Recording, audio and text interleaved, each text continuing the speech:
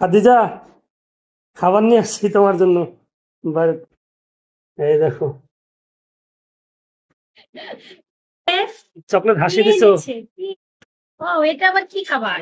আস্তে আস্তে wow wow, Arab বাবা কি খাবার এনেছে দেখো।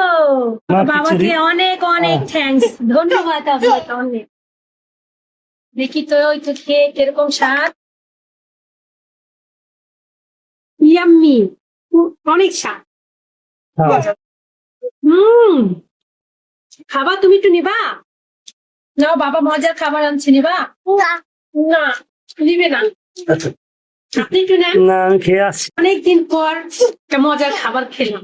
তাই হ্যাঁ, আমরা ফ্রেন্ড সার্কেলরা যখনই বাইরে কিছু মজাদার খাবার খাই, তখনই তোমাদের কথা মনে পড়ে যায়।